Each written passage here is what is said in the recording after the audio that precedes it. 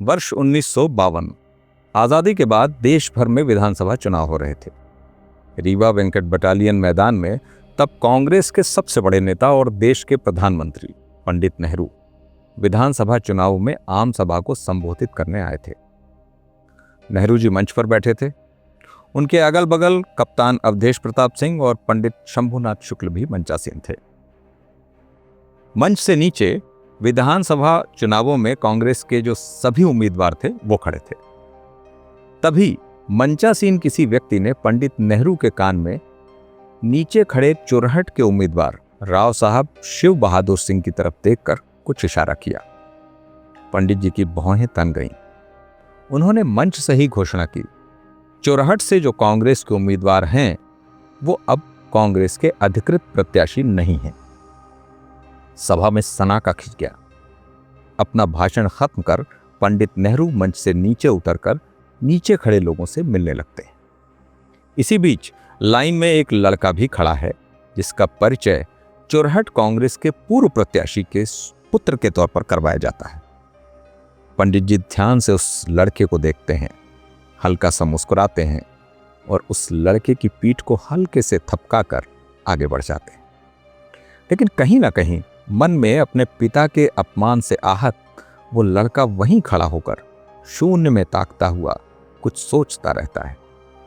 वो लड़का जो उस दिन नेहरू की सभा में भीड़ में खड़ा था, शायद अपने पिता के अपमान से कुछ दुखी जरूर रहा होगा, पर शायद वो खुद नहीं जानता था कि आने वाले 3 दशकों में वही रीवा और चुरहट की धरती से निकलकर भारतीय राजनीति के सबसे प्रभावशाली नेताओं में से एक बनेगा।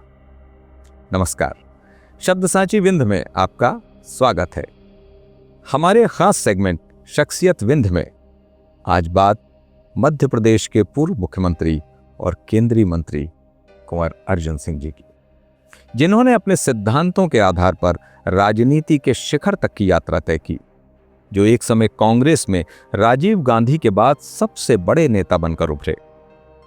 वही अर्जुन सिंह जिन्हें राजनीतिक विश्लेषकों ने आधुनिक राजनीति का चाणक्य कहा था। अर्जुन सिंह का जन्म 5 नवंबर 1930 को रीवा राज्यांतर्गत चुरहट के राव शिव बहादुर सिंह और उनकी तीसरी पत्नी मोहिनी देवी के यहाँ हुआ था। उनके पिता शिक्षा के महत्व को समझते थे, इसीलिए उन्होंने अर्जुन सिंह समेत अपने 3 बेटों को अच्छी शिक्षा के लिए अल्प आयु में ही इलाहाबाद भेज दिया, जहां उनका एडमिशन सेंट मैरी स्कूल में करवा दिया गया। बाद में उनका दाखिला बनारस के सुप्रसिद्ध उदय प्रताप कॉलेज में करवाया गया। हालांकि 1941 में वो वापस रीवा आ गए और इंटर की पढ़ाई घर पर रहकर करने लगे। 1948 में उनका दाखिला इलाहाबाद विश्वविद्यालय में करवा दिया गया। वहां से अपना स्नातक करने के बाद अर्जुन सिंह जी रीवा के सुप्रसिद्ध दरबार कॉलेज से पढ़ाई करने आ गए। उन्होंने दरबार कॉलेज में लॉ की पढ़ाई की। 1948 में 18 वर्ष की उम्र में उनका विवाह भी हो गया। अर्जुन सिंह बचपन से ही प्रगतिवादी विचारों के थे, शायद इसलिए युवावस्था में उन पर सोशलिस्ट प्रभाव भी था, जो आगे चलकर उनकी राजनीतिक गतिविधियों में परिलक्षित भी हुआ। शादी के बाद उनके पिता ने अपने 4 पुत्रों का बंटवारा कर दिया।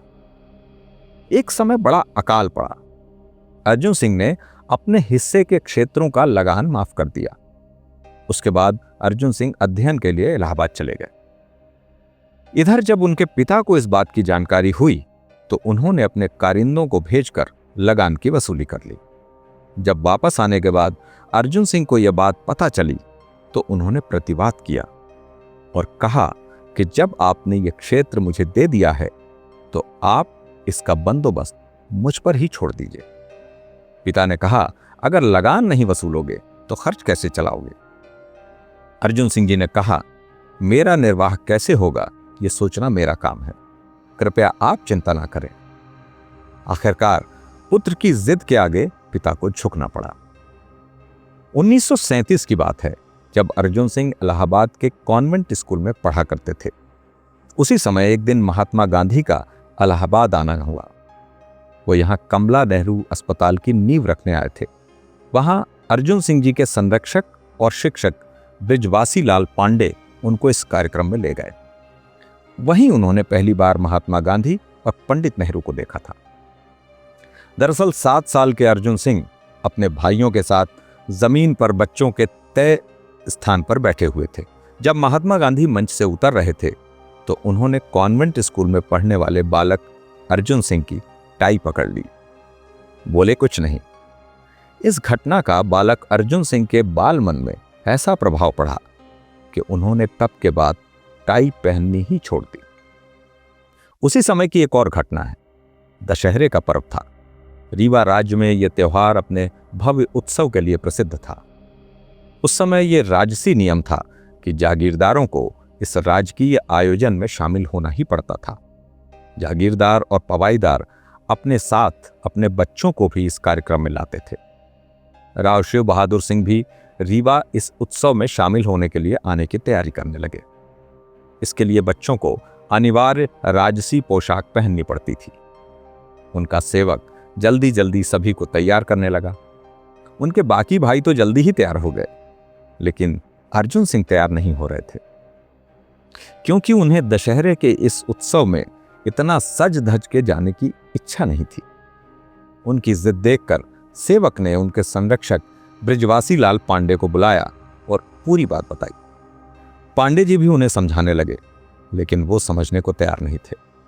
इस स्थिति में उनका सहयोगी रोने लगा, क्योंकि उसे राव साहब का कोपभाजन बनने का डर सता रहा था।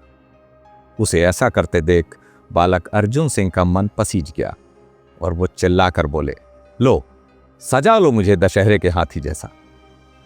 लेकिन यह पहली और आखिरी बार था जब अर्जुन सिंह इस तरह पारंपरिक राजसी परिधान के साथ किसी आयोजन में शामिल हुए। सन 1956 की एक घटना उनके व्यक्तित्व के उस पक्ष को उजागर करती है जहां नैतिकता और न्यायबोध उनके निजी संबंधों से भी ऊपर था। अर्जुन सिंह के खास मित्र थे दयाशंकर मिश्र। एक बार जब राव साहब चुरहट में नहीं थे तो उन्होंने अर्जुन सिंह के बड़े भाई रण बहादुर सिंह से गढ़ी के पास ही एक जमीन खरीदकर अपना कच्चा घर बना लिया। लौट कर आने के बाद जब राव साहब को यह बात पता चली तो वो बेहद नाराज हुए। उन्होंने दयाशंकर मिश्र को उस जमीन के एवज में कहीं और जमीन देने की पेशकश की, लेकिन दयाशंकर नहीं माने। इसके बाद राव साहब के आदमियों ने उनसे जमीन जबरदस्ती खाली कराने की कोशिश की। दयाशंकर अर्जुन सिंह के पास गए। अर्जुन सिंह ने अपने पिता के इस कार्य का विरोध किया। उन्होंने दयाशंकर मिश्रा को कानूनी कार्यवाही के लिए कहा। यह मामला अंततः अदालत पहुंचा। 3 महीने बाद सीधी की अदालत में जब सुनवाई हुई तो अप्रत्याशित रूप से अर्जुन सिंह स्वयं अपने पिता के विरुद्ध गवाही देने के लिए उपस्थित हुए। उनके इस कदम से सब स्तब्ध रह गए, क्योंकि भारतीय सामाजिक परंपरा में पिता के विरुद्ध खड़े होना असाधारण माना जाता था। किंतु अर्जुन सिंह ने न्याय को सर्वोपरि रखा। न्यायाधीश ने इस तथ्य पर ध्यान देते हुए कहा कि जब पुत्र स्वयं अपने पिता के विरुद्ध गवाही दे रहा है तो निश्चित ही उसमें निजी स्वार्थ नहीं है, और इस टिप्पणी के साथ उन्होंने मुकदमा खारिज कर दिया।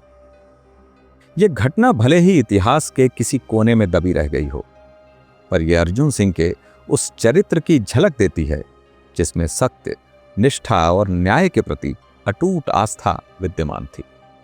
निजी हित, पारिवारिक भावनाएं या सामाजिक दबाव भी उनके नैतिक दृष्टिकोण को डिगा नहीं सके।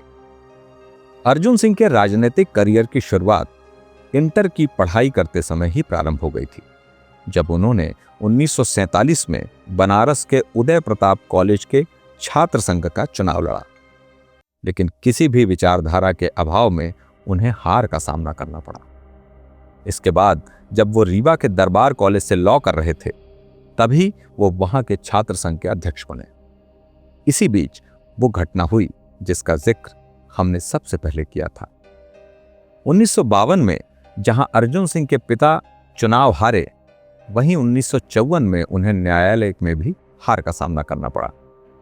दरअसल विंध्य प्रदेश के उद्योग मंत्री रहते उन पर घूस लेने का आरोप लगा था, लेकिन वास्तविकता में वो राजनीति का शिकार हुए थे।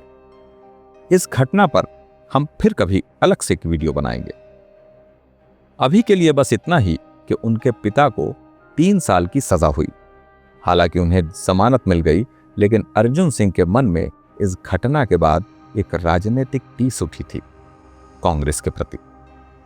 शायद ही ये बात बहुत ज्यादा लोगों को मालूम हो कि आचार्य नरेंद्र देव की विचारधारा से प्रभावित होकर प्रजा सोशलिस्ट पार्टी उन्होंने ज्वाइन कर ली थी। इसी दल में यमुना प्रसाद शास्त्री और चंद्र प्रताप तिवारी भी जुड़े थे। अर्जुन सिंह ने चोरहट से प्रसोपा की टिकट मांगी और वो लगभग उन्हें मिलने ही वाली थी, लेकिन जिस दिन रीवा में टिकट की घोषणा होनी थी उस दिन वो वहां उपस्थित नहीं थे, जिसके बाद टिकट उन्हें नहीं मिल पाई। इसी बीच कांग्रेस नेता और स्वास्थ्य मंत्री सुशीला नैयर भी रीवा आईं और उन्होंने अर्जुन सिंह को बुलाकर उन्हें टिकट की पेशकश की, लेकिन अर्जुन सिंह ने मना कर दिया। सुशीला नैयर और अर्जुन सिंह की और दिलचस्प मुलाकात हो चुकी थी और वो सीधी जिले की ही मझौली विधानसभा से 57 का चुनाव लड़े और अच्छे मतों से उन्हें जीत मिली। इस चुनाव में पूरे मध्य प्रदेश से कुल 15 निर्दलीय उम्मीदवार विजयी हुए थे और उन सब ने मिलकर अर्जुन सिंह को अपना नेता स्वीकार कर लिया। उसके बाद अर्जुन सिंह विधानसभा की कार्यवाहियों में बढ़ चढ़कर भाग लेने लगे। भूमि सीमा निर्धारण बिल सदन में पास करवाने में सक्रिय भूमिका उन्होंने निभाई। इसी बीच 1959 में उन्होंने अपनी संपत्ति और आमदनी का लेखा जोखा प्रस्तुत करने की घोषणा की। इस प्रस्ताव के बारे में पंडित नेहरू को भी पता चला और ये उन्हें पसंद भी आया। बाद में अर्जुन सिंह ने पंडित नेहरू को पत्र लिखकर मिलने की इच्छा व्यक्त की। पंडित नेहरू अर्जुन सिंह से मिलने के बाद उनसे इतना प्रभावित हुए कि उन्हें कांग्रेस में शामिल होने का प्रस्ताव दिया। इसके बाद वो मध्य प्रदेश लौटे और कैलाश नाथ काटजू के माध्यम से कांग्रेस में शामिल हुए। कैलाश नाथ जी को पंडित रविशंकर शुक्ल के निधन के बाद पैराशूट मुख्यमंत्री बनाकर मध्य प्रदेश भेजा गया था। उस समय कांग्रेस में मुख्यमंत्री पद और संगठन को लेकर भारी गुटबाजी थी। इसी चक्कर में मुख्यमंत्री काटजू 1962 का चुनाव हार गए। इसी बीच मध्य प्रदेश की राजनीति में पंडित द्वारिका प्रसाद मिश्र का उदय हुआ और इंदिरा गांधी के सहयोग से वो मजबूत भी हो रहे थे, लेकिन पंडित नेहरू उन्हें कुछ खास पसंद नहीं करते थे। उनका झुकाव कैलाश नाथ काटजू की ही तरफ था। 1962 के बाद मुख्यमंत्री भगवंत राव मंडलोई बने, लेकिन गुटबाजी जारी रही। इसी बीच उपचुनाव हुए और काटजू साहब फिर से चुनाव हार गए। चूंकि प्रदेश के बड़े नेता पंडित नेहरू को भरोसा दे चुके थे कि वो उन्हें जिता कर लाएंगे, जिसके बाद कांग्रेस से वरिष्ठ कांग्रेसी नेताओं का एक गुट पंडित नेहरू के पास जाने में डर और हिचक रहा था। सभी लोगों ने अर्जुन सिंह को पंडित नेहरू के पास इस समस्या के समाधान के लिए दिल्ली भेजा। अर्जुन सिंह बताते हैं कि पंडित नेहरू उस समय बेहद गुस्से में थे। वैसे भी उनके गुस्से के किस्से मशहूर थे। मुलाकात के वक्त वो अपने हाथों में बेचैनी से पेपर वेट लेकर उसे घुमा रहे थे। अर्जुन सिंह इस मुलाकात में पंडित नेहरू को पंडित द्वारिका प्रसाद मिश्र के पक्ष में मनाने में सफल रहे और पंडित द्वारिका प्रसाद मिश्र 1963 में मध्य प्रदेश के मुख्यमंत्री बने और उन्होंने अर्जुन सिंह को अपने मंत्रिमंडल में सामान्य प्रशासन और कृषि के स्वतंत्र मंत्री के तौर पर शामिल किया। यह पहली बार नहीं था। इससे पहले भी अर्जुन सिंह प्रदेश कांग्रेस के प्रतिनिधि के तौर पर पंडित नेहरू से मिल चुके थे।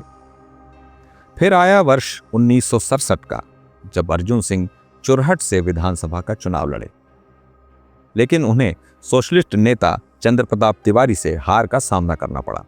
विधानसभा में सबसे ज्यादा उनकी कमी मुख्यमंत्री मिश्रा को खल रही थी।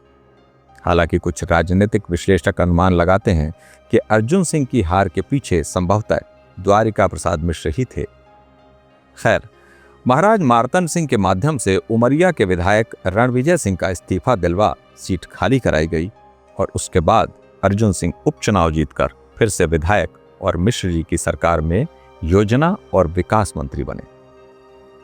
इसी बीच द्वारिका प्रसाद मिश्र से रुष्ट राजमाता विद्या राधे सिंधिया ने गोविंद नारायण सिंह के माध्यम से कांग्रेस की सरकार गिराकर नई संवित सरकार बनाई, लेकिन राजमाता के अत्यधिक दखल से नाराज होकर गोविंद नारायण सिंह इस्तीफा देते हुए फिर से कांग्रेस में लौट गए और वापस श्यामाचरण शुक्ल के नेतृत्व में कांग्रेस की सरकार बनी। धीरे धीरे अर्जुन सिंह मध्य प्रदेश की राजनीति के केंद्रीय चेहरे बन गए। द्वारिका प्रसाद मिश्र, श्यामाचरण शुक्ल, राजमाता सिंधिया, इन सब के दौर में अर्जुन सिंह सत्ता के समीकरणों के केंद्र में रहे। उनका राजनीतिक सफर कभी आसान नहीं रहा, पर हर झटके ने उन्हें और भी ज्यादा मजबूत किया। हालांकि दांव पेच वो अपने पिता के समय से ही देख रहे थे। उसके बाद 1972 का चुनाव जीतकर अर्जुन सिंह प्रकाश चंद्र सेठी के मंत्रिमंडल में शिक्षा मंत्री बने। इसी बीच इंदिरा गांधी ने देश भर में आपातकाल की घोषणा कर दी। इसे पसंद न करने के बाद भी अर्जुन सिंह इंदिरा गांधी के साथ ही रहे, लेकिन 1975 में श्यामाचरण शुक्ल जब मुख्यमंत्री बने तो उन्होंने अर्जुन सिंह को अपनी कैबिनेट में शामिल नहीं किया।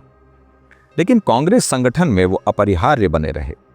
धीरे धीरे अर्जुन सिंह मध्य प्रदेश की राजनीति के केंद्रीय चेहरे बन गए। इसी बीच 1977 में देश भर में चुनाव हुए और कांग्रेस बुरी तरह हारी, लेकिन अर्जुन सिंह ने जीत दर्ज की और मध्य प्रदेश के नेता प्रतिपक्ष बने। इसी बीच कांग्रेस के कई बड़े नेताओं ने इंदिरा गांधी का साथ छोड़ दिया था, लेकिन अर्जुन सिंह उनके साथ बने रहे। इसके साथ ही साथ उनके संजय गांधी से भी संबंध खासे ठीक थे। शायद इसी का परिणाम था कि अर्जुन सिंह 1980 में मध्य प्रदेश के मुख्यमंत्री बने और इसी के साथ मध्य प्रदेश की राजनीति में उदय हुआ नए अर्जुन सिंह का। हालांकि उनका मुख्यमंत्री बनना आसान नहीं रहा और उन्हें शुक्ल बंधुओं के विरोध का सामना यदाकदा करना पड़ा। अर्जुन सिंह 5 वर्ष तक मुख्यमंत्री रहे। मुख्यमंत्री के रूप में अर्जुन सिंह की नीति गरीबों की खुशहाली के लिए बनी रही। उन्होंने कृषि के क्षेत्र में किसानों की हालत सुधारने के लिए जमीन का मालिकाना अधिकार प्रदान किया। झोपड़पट्टी में रहने वाले लोगों को झोपड़ी के पट्टे दिए गए। गरीबों की बस्तियों में सिंगल बत्ती कनेक्शन दिया गया और प्रदेश में कई सारी बहुउद्देशीय नदी परियोजनाओं का शुभारंभ किया गया। लेकिन इसके साथ उनके साथ जुड़ा 1984 में भोपाल का भयावह गैस कांड, जिसका चिन्ह उनका जिंदगी भर पीछा करता रहा। हालांकि कहते हैं नैतिकता के आधार पर उन्होंने राजीव गांधी के समक्ष इस्तीफे की पेशकश की थी, लेकिन उन्होंने इसे इनकार कर दिया। 1985 में हुए मध्य प्रदेश विधानसभा चुनावों में कांग्रेस अर्जुन सिंह के नेतृत्व में 2/3 बहुमत के साथ वापस आई और उन्हें विधायकों ने सर्वसम्मति से अपना नेता चुना। इसके बाद अर्जुन सिंह दिल्ली राजीव गांधी के पास शिष्टाचार मुलाकात करने के लिए गए। वहीं राजीव गांधी ने उन्हें पंजाब का राज्यपाल बनाने की सूचना दी और जल्द से जल्द रवाना होने के लिए कहा। इसके साथ ही उन्होंने उनसे मध्य प्रदेश में मुख्यमंत्री और प्रदेशाध्यक्ष के लिए अपनी पसंद के व्यक्ति का नाम बताने के लिए कहा।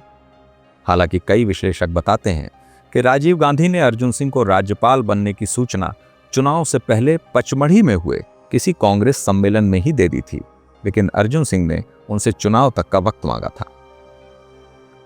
खैर, अर्जुन सिंह ने मध्य प्रदेश के मुख्यमंत्री पद की शपथ ली और महज 1 दिन में इस्तीफा दे दिया और उसके बाद वो पंजाब के राज्यपाल बनकर चले गए।